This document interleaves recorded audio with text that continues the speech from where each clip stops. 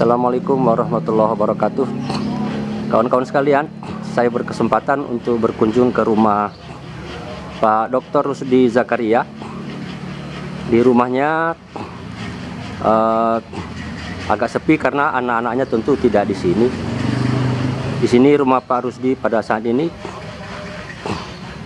Saya akan berbincang-bincang dengan beliau mengenai sebahagian dari pengalaman hidupnya.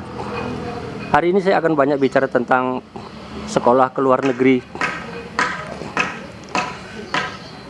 Pak Rusdi adalah dosen pada Universitas Islam Negeri Syarif Hidayatullah. Beliau mantan aktivis HMI dan berkarir di Kementerian Agama dan mengakhiri karirnya sebagai dosen pada Universitas Islam Negeri Syarif Hidayatullah. Hari ini saya akan berbincang-bincang dengan beliau. Mudah-mudahan perbincangan saya ini ada manfaatnya bagi kita semua. Bismillahirrahmanirrahim. Assalamualaikum warahmatullahi wabarakatuh. Kawan-kawan sekalian, saya hari ini berkesempatan ke rumah Pak Dr. Rusdi Zakaria. Kawan lama saya sebetulnya ini. Makasih Pak Rusdi sudah menerima. Assalamualaikum warahmatullahi wabarakatuh. Waalaikumsalam. Ya, terima kasih sudah mendatangi ke rumah saya. Sehat kan? Alhamdulillah. Ya, ini kita 2 tahun kena COVID. Jadi pertanyaan pertama tuh sehat apa enggak? Kira-kira gitu. Alhamdulillah sehat. Kawan-kawan sekalian, Pak Rusdi ini sekarang udah pensiun ya? Ya. Pak Rusdi ini dosen di Universitas Islam Negeri Syarif Hidayatullah, tapi baru mengakhiri masa baktinya meskipun masih ngajar gitu. Awalnya sekali saya berkenalan dengan beliau di sama-sama kerja di Litbang. Pusdiklat kita kenal. Oh, Pusdiklat. Pada waktu Pusdiklat, waktu itu juga ada Azumardi ya, sama-sama kita. Pak Rusdi, gimana kegiatannya setelah pensiun? Alhamdulillah kegiatan sih masih cukup padat ya. Jadi semester ini masih diberi kesempatan untuk mengajar ya di 2 hari dalam seminggu, hari Selasa dan Kamis ya, 4 kelas ya. Di samping itu di kampus saya masih punya kegiatan lain, yaitu di Ikatan Alumni. Saya menjadi pengurus Baitul Mal wa Tamwil, Koperasi Syariah ya, Koperasi Syariah yang sifatnya koperasi simpan pinjam buat karyawan dan buat dosen dan pedagang-pedagang sekitar kampus. Kemudian kegiatan sosial lain, saya juga terlibat dalam kegiatan pembangunan Metropolis Masjid Training Center di kampus 2 UIN. Di sini ya, di kampus 2 di belakang asrama Putri Kedokteran. Iya, yang lewat Kertamukti gitu kan ya, Legoso ya. Iya. Pas di belakang band radio lah. Band radio ya, di situ terkenal band radio dulu. Itu. Nah, yang lain kegiatan ada kegiatan sosial di Bogor. Saya kebetulan sekarang diminta membantu pengembangan pondok pesantren Darul Mustaqim itu di daerah Pamijahan, Cipatok. Masih sibuk sekali dong berarti Pak Rusdi. Jadi ya relatif lah ya, sibuknya begitu. Nah, yang lain yang juga sekarang sebenarnya ini adalah bermain dengan cucu. Nah, itu yang paling penting itu, bermain dengan cucu itu menjadi pekerjaan yang ternyata lebih menarik ya daripada kerjaan pokok jadi pegawai dulu gitu. Udah berapa cucu Pak Rusdi? 3 kemarin, dari anak pertama saya Rian itu sudah nambah lagi. Iya. Lagi perempuan, jadi sudah 3. Udah 3 cucu. Putranya sendiri ada berapa semuanya? Putra 1, putri 2, jadi 3. 3 ya. Putra 1, Rian ya. Rian, kemudian yang kedua Riri, kemudian yang ketiga Rina. Jadi kawan-kawan sekalian, ya kalau dari segi usia diukur aja lah. Sudah pensiun dan sudah punya cucu 3. Kira-kira demikian. Saya ingin bicara banyak dengan Pak Rusdi perihal bagaimana juga membesarkan anak dan seterusnya. Baik kawan-kawan sekalian, saya lanjutkan. Pak Rusdi ini punya putra 1, putri 2, dan semuanya sukses. Dalam ukuran saya sukses itu 1, sekolah semua, sekolah tinggi semua, selesai semua. Dan Pak Rusdi ini beruntung, anaknya juga semua sudah sekolah ke luar negeri. Hanya saja awalnya beliau yang sekolah, gitu kan, tapi dia boyong, gitu. Ada yang menarik Pak Rusdi dari pengalaman sekolah luar negeri ini. Anak saya kan dulu tuh IKA, IKA tuh nomor 2 masih di bawah Rian, tapi di atas Rina ya. Di atas Riri. Di atas Riri ya, gitu kan ya. IKA kan setelah tamat dari UI dulu ingin ke Inggris. Saya setujuin dia kuliah di Inggris, tapi dengan perjanjian 1 tahun saja, karena menyangkut biaya. Tiba-tiba dia batalkan. Kerja dulu, setelah kerja 2 tahun apa 3 tahun, saya lupa, tiba-tiba dia ngomong minta izin sekolah ke Perancis. Loh, saya kaget. Kenapa ke Perancis? Inggris itu kan dari segi sekolah, ilmu pengetahuan lebih lah dalam pemahaman saya. Lebih unggul ketimbang Perancis. Anak saya sekolah ke Perancis.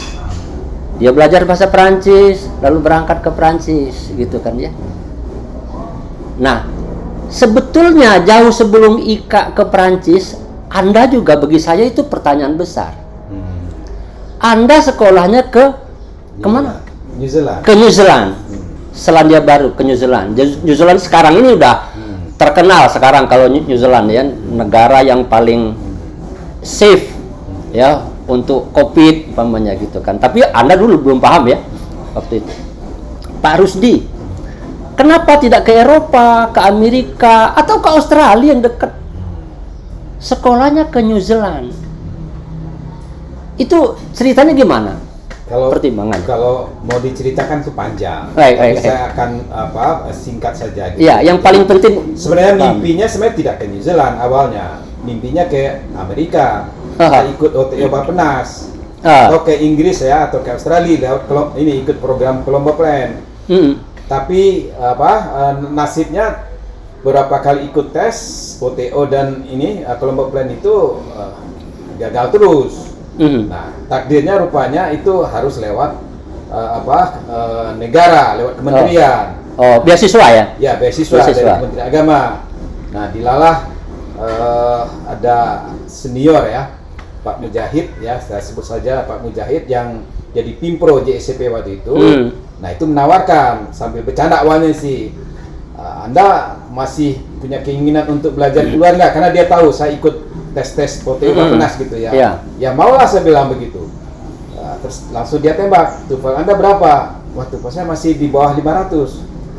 Dah, coba cari sampai 500 kata begitu. Nah, sejak itulah kemudian saya waktu itu masih di Balai di Bangun Jakarta. Kebetulan kantor itu di Jalan Tambak ya, di Matraman. Udah, kalau itu saya ambil kursus intensif di LIA. LIA Pramuka ya? Pramuka gitu. Itu saya ambil program 4 ini gitu. 4 bulan program intensif. Nah, setelah itu selesai, alhamdulillah tuh saya naik di atas 500 sedikit gitu. Tapi tidak sampai 5,5 gitu kan, 525 nggak salah. Nah, tapi karena ini tanda kutip ini kegiatan G2G ya, negara ya. Jadi sini saya lihat ada sedikit kemudahan lah gitu ya. Jadi karena memang di balik itu ada misi negara ya, dan juga ada hubungan bantuan program ya. Karena New Zealand itu bagian juga yang menyumbang kepada ADB waktu ya, lewat ADB gitu. Maka kemudian rupanya ada celah gitu ya, bisa dikirim yang TOEFL-nya masih ini gitu. Tapi dengan syarat ketika di sana harus di improve lagi lewat Learning Institute gitu. Jadi dengan modal TOEFL 500 sudah bisa berangkat ke New Zealand. Tapi apa enggak Terpaksa hanya gara-gara tupelnya segitu saja, atau memang ada pertimbangan lain dari Pak Rusdi mau sekolah ke New Zealand? Ingat nggak dulu Pak Rusdi, kita punya kesempatan juga untuk ke Jepang, Membuso, tapi nggak menarik menurut saya. Mending nggak usah aja lah deh.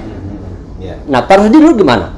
Ya karena ini saya tidak tahu, tapi yang saya ketahui ya mungkin secara tidak jelas gitu ya. Itu kebetulan Pimpronya melakukan survei awal ke New Zealand. Nah, rupanya mereka tertarik gitu. Kemudian setelah dihitung-hitung masuk dengan plafon anggaran proyek, ya akhirnya itu yang setujui. Jadi memang kalau nggak salah pilihan itu diantaranya adalah Australia, New Zealand gitu ya, kemudian Singapura, Malaysia, tapi kemudian pilihan itu lebih ke sana gitu. Dan memang situasi pendidikan di New Zealand memang oke, kan ya? Bagus. Ya, gitu, karena kan memang mereka sudah ini ya, kualitasnya sudah unggul ya dibanding negara-negara di lingkungan Asia gitu. Ya, kawan-kawan sekalian, banyak negara-negara kecil, ya kata kita kecil gitu kan, karena Indonesia kan gede gitu kan ya. Tapi sesungguhnya mereka sudah maju sekali dalam bidang-bidang tertentu. Dalam hal ini pendidikan, umpamanya. Jadi Pak Rusdi itu bukan iseng aja kan? Memang benar-benar sekolah, menuntut ilmu di negara yang memang pendidikannya sudah maju, kan begitu? Betul. Iya, benar itu. Jadi saya kira New Zealand ya, Selandia Baru, saya kira sudah punya kultur tradisi keilmuan yang sudah juga sama lah dengan induknya di Eropa ya. Ini kan mereka kan sebagai negara Commonwealth Inggris. Jadi tradisi Inggris itu memang kuat ke sana. Jadi semuanya sampai hal yang sederhana, tata kota, bentuk rumah, bentuk gedung itu mengacu kepada Eropa Inggris gitu. Jadi sehingga kemudian tidak begitu kelihatan misalnya arsitektur bangsa asli Maori itu tidak kelihatan karena itu sudah dilokalisir di tempat-tempat pariwisata saja gitu. Pak Rusdi, bisa nggak kalau saya bikin kesimpulan umpamanya untuk sekolah ke luar negeri itu untuk negara-negara yang terhitung maju lah, tadi katakanlah Commonwealth gitu kan ya, sebetulnya nggak usah milih-milih banget gitu.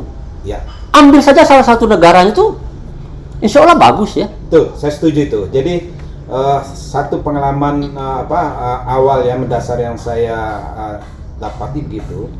Jadi di sana itu mereka mungkin karena sudah lama ya tradisi pendidikan yang mereka kembangkan, mereka sudah sampai pada tingkat menemukan standar. Nah, jadi semua sekolah di sana, baik jenjang pendidikan dasar, menengah maupun perguruan tinggi, itu sudah punya standar yang sama. Jadi kemanapun juga dia ini kuliah gitu ya, itu nggak ada masalah.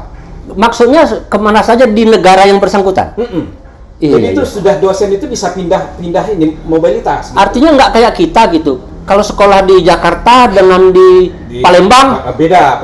Gitu kan ya? Kalau di sana sudah itu relatif ini gitu ya, relatif sama ya kualitasnya. Mungkin paling kalau menonjol paling dia ada keunggulan satu-satu. Ya misalnya di Auckland itu lebih IT-nya. Kemudian di Waikato di tempat saya itu lebih pada manajemennya gitu. Nah, itu aja. Kemudian di Dunedin itu lebih pada kedokterannya. Itu aja. Tapi kalau kualitas karena mereka standar maksud saya, satu, kualifikasi persyaratan untuk guru besarnya sudah memadai. Kemudian tenaga asosiat profesornya juga sudah memadai gitu. Nah, kemudian mereka mengembangkan sebuah kultur ya. Jadi antara perguruan tinggi itu nanti ada semacam studi life gitu ya. Jadi mereka bisa meninggalkan semacam bukan magang itu ya. Artinya mereka dicangkokkan dilihat ini fakultas yang belum kuat di suatu perguruan tinggi itu dipinjamkan. Iya. Untuk membesarkan itu. Ya itu. Jadi ada itu yang saya kira virus-virus yang kemudian menjadikan virus kebaikan intelektualnya itu gitu. Nah itu yang saya lihat, wah pas kenapa ini cepat mereka sudah punya punya standar mutu karena mereka sudah punya kultur. Iya. Itu di tingkat itu ya. Yang kedua, mereka sudah punya kultur yang sudah mapan, itu tradisi menulis bersama. membuat artikel yang di jurnal-jurnal internasional itu menulis bersama. Satu poin berarti Pak Rusdi ya. Di Selandia Baru di Selandia Baru itu sendiri sebetulnya mau di kota mana saja terhitung mirip-mirip lah. Sama saja sebetulnya. Lagi pula kalau kayak kita kan kesimpulan dulu salah ya. Sekolah itu harus di Jogja. Jangan di Bandung umpamanya gitu kan. Kita kan memilah-milah begitu, membeda-bedakan gitu kan. Mereka berarti sudah memiliki standar mutu yang relatif sama, dan kita kalau masuk ke negara itu mau kuliah di kota manapun sebetulnya oke. Ya.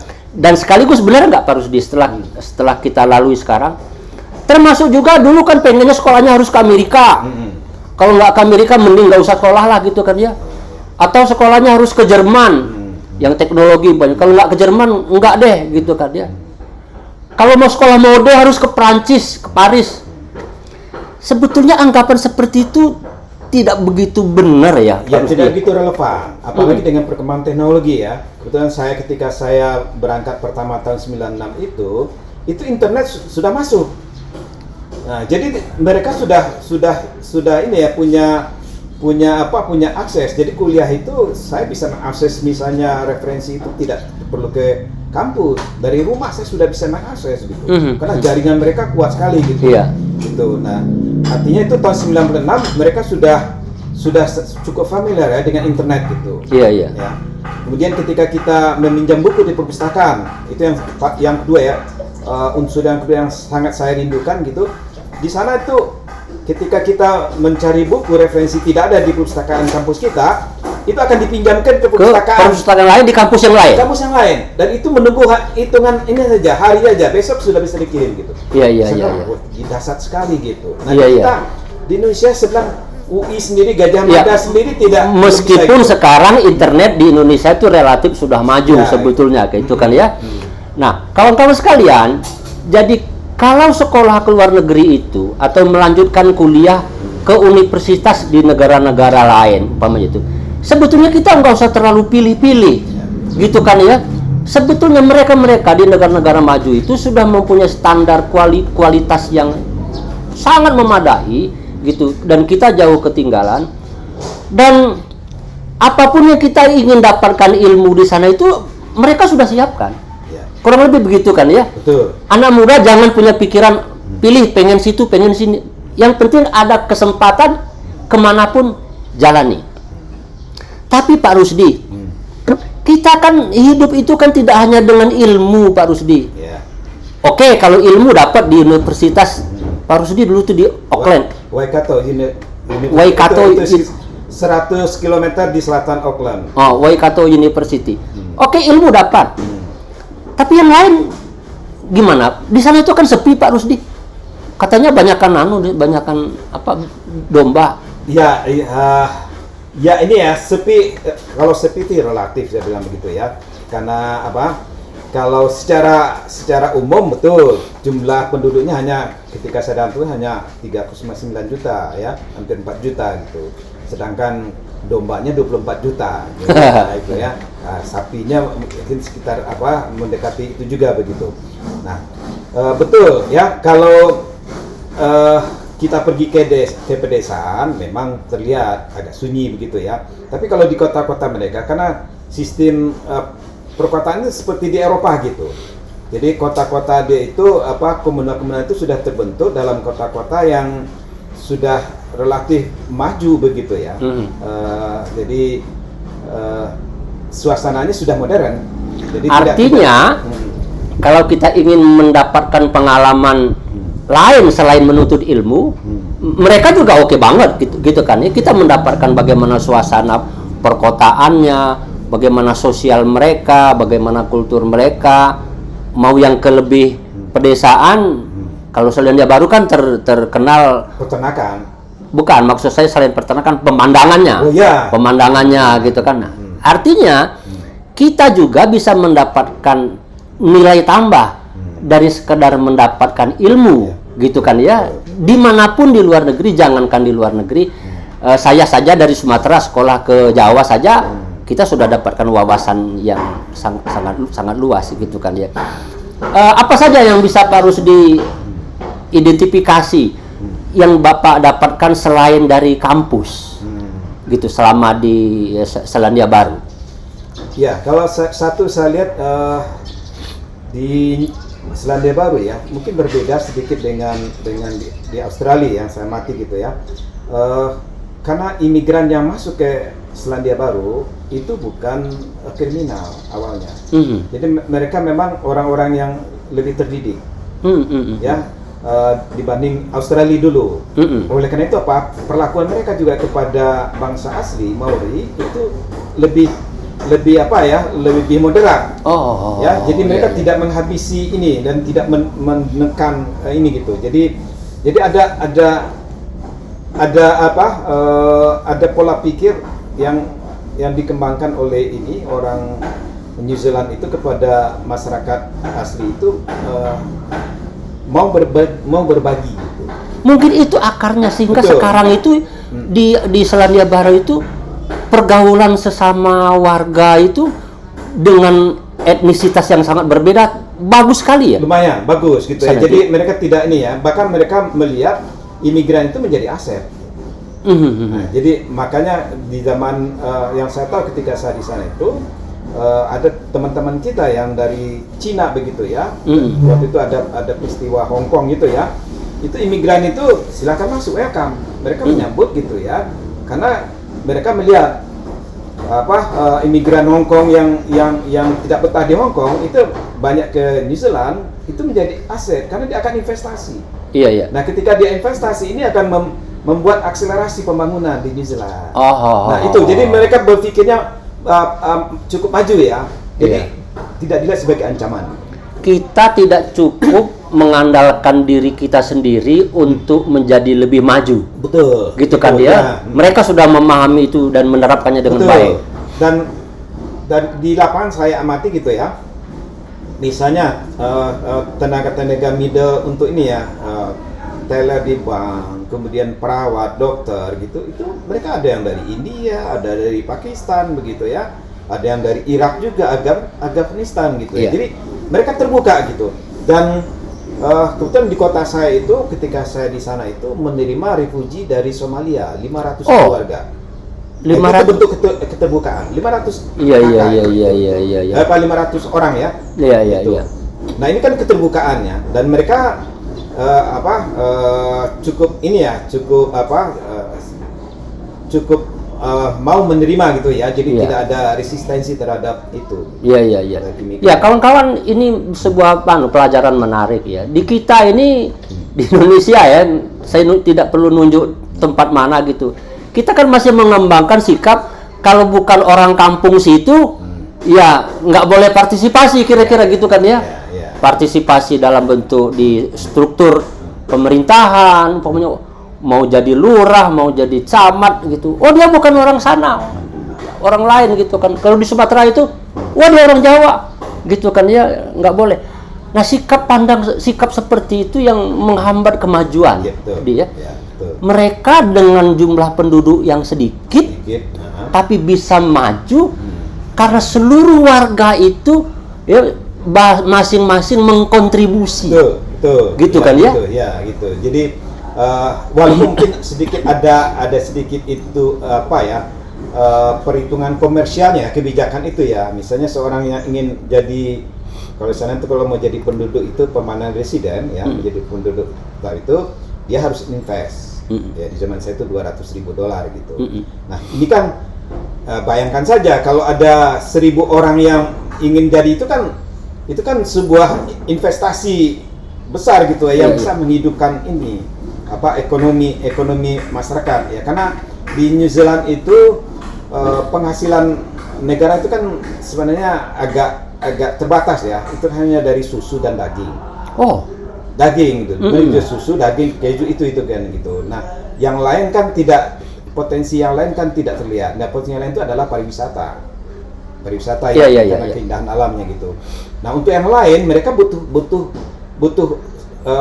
tenaga skill yang lain. Nah, inilah imigran yang tidak bisa dipenuhi oleh New Zealand itu mereka terima. Misalnya dokter ya, kemudian tenaga skill, middle skill yang lain begitu ya, itu ya. Misalnya kalau yang saya tahu itu dokter itu banyak dari India, dari Pakistan ya, itu bekerja sana. Kemudian di bank juga saya lihat. Nah, di kota saya juga saya lihat itu ada berapa orang kita kemudian kerja di semacam itu. Baik. Pak Rusdi, berapa tahun Pak Rusdi di sana? Total jadi kalau 2 kali pergi itu 5 tahun. 5 tahun. Oh ya, Pak Rusdi itu kan S2-nya di Selandia Baru. Kemudian S3-nya juga di Selandia Baru. Iya, di universitas yang sama, di kota yang sama. Di universitas yang sama, di kota yang sama. Luar biasa. Pak Rusdi, kalau saya nanya satu saja. Apa sih yang paling Pak Rusdi dapatkan dari sekolah ke luar negeri itu? Ya, satu di samping ilmu ya, satu saya mendapatkan ini sebuah kesadaran bahwa pendidikan itu memang itu menjadi kunci untuk maju gitu. Nah, oleh karena itu ketika di periode pertama saya tidak bisa bawa anak, bawa keluarga gitu, itu saya menyesal gitu. Nah, jadi ketika di periode kedua saya sedikit agak memaksa gitu kan, saya harus bawa anak. Gitu. Nanti kita bicara lebih lanjut tentang anak. Artinya Pak Rusdi setelah kuliah di luar negeri, Pak Rusdi semakin sadar bahwa hidup ini tidak bisa lepas dengan pendidikan. Betul. Kunci kemajuan itu adalah pendidikan.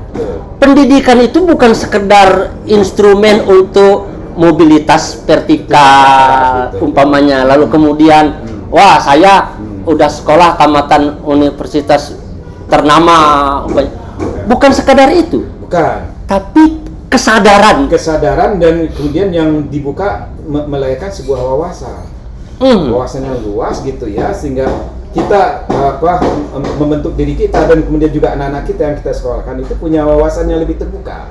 Jadi melihat persoalan itu kemudian mereka lebih tidak melihat hitam putih, tidak melihat dari satu perspektif. Nah, jadi mereka lebih wise, dan bisa menjadi akurat untuk mengambil keputusan, menilai sebuah peristiwa atau sebuah. Baik.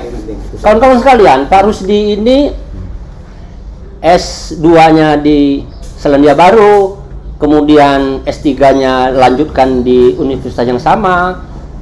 Tapi beliau ini adalah lulusan dari Fakultas Tarbiyah IAIN Syarif Hidayatullah Jakarta, yang di Ciputat, jurusan gitu kan? PAI.